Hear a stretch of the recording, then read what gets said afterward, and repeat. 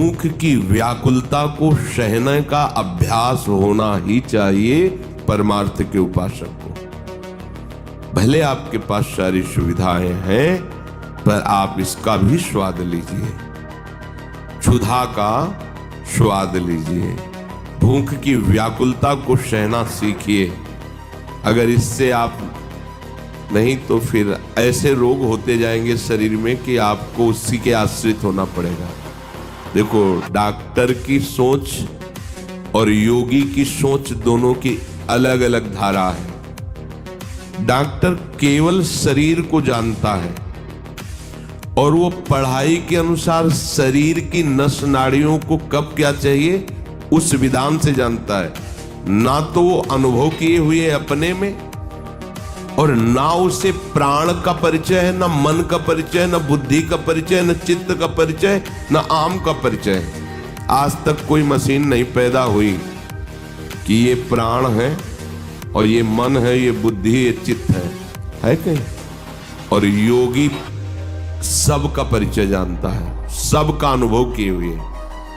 परमार्थ के पति को योगी की भगवत मार्ग में आरूढ़ महापुरुषों की बात मानिए कि डॉक्टर कहता है खाली पेट रहने से नुकसान है।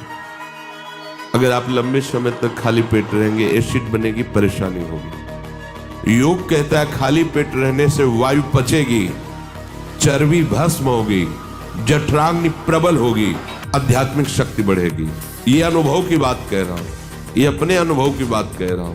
कई दिन भोजन नहीं मिला, अगर शाम के घाट में जाके बैठे तो सतुआ ऐसे मिला है जैसे शहद में मिला के चाटने के लिए आयुर्वेदिक औषधि मिलती है। इतना इतना सतुआ सबके ढक्कन में डाल, सैकड़ों भिक्षुक बैठे हुए हैं घाट में, कोई एक थोड़ी बैठा है। अब कोई मिठाई बांट रहा है तो किलो 2 किलो मिठाई लिया, एक आधी पीस सबको दे। बस एक बार 2 बार जो मिला उसी समय 10-20 मिनट में उठे, बस चल दिए। तब तो हमें बहुत भारी बीमार हो जाना चाहिए था डॉक्टर के अनुसार। और ये कम से कम 25-30 वर्ष दिनचर्या चली है कि 2 बजे के पहले कुछ नहीं खाना पीना।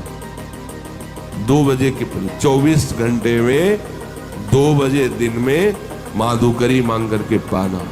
शाम के अगर बिहारी जी के गए उधर मिल गया कुछ भिक्षा में थोड़ा डालिए, नहीं चाय नाश्ता ऐसा कभी कुछ नहीं। और कभी जुकाम नहीं हुआ, कभी बुखार नहीं हुआ, कभी परेशान नहीं।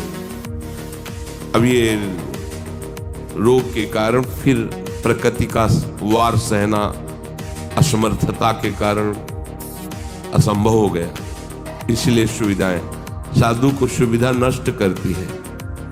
सीधे प्रकृति का वार सहने से निरंतर भजन होता है। भजन का अभ्यास न हो तो सुविधा भोगी भजन नहीं कर सकता, ध्यान रखना। उदर वेगम, भूख के वेग को सहने का अभ्यास होना चाहिए। उपस्थ वेगम, जब जनेन्द्रीय मैथुन धर्म के लिए व्याकुल करती है तो अच्छे की निष्ठा फिसलने लगती है। इसलिए उपासक सावधान रहे, इस वेग को चिंतन में ही ना आने दे।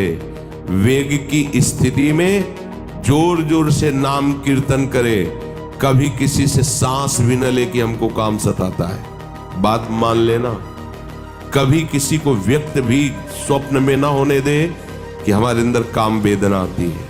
शांत और स्वयं में उसमें तन्मय ना हो, उसी समय कीर्तन करो।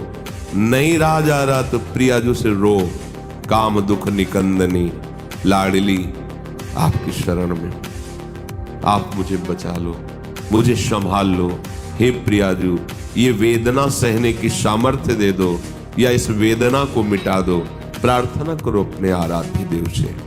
यदि प्रार्थना करने की जरूरत नहीं है, पर यदि आप ऐसा समझते हैं कि मैं सहन नहीं कर पा रहा तो प्रार्थना कीजिए और उस समय चिंतन को बचाइए। अगर आपका चिंतन बच गया तो फिर चेष्टा नहीं होने पाएगी। चिंतन नहीं बचा तो आप फिर चेष्टा युक्त हो जाएंगे। ये वेग वाणी का, मन का, क्रोध का, हिंसा का, उदर का, उपस्थ का यदि आप नहीं सहन करते तो ये आपके भजन में बाधा डाल देंगे।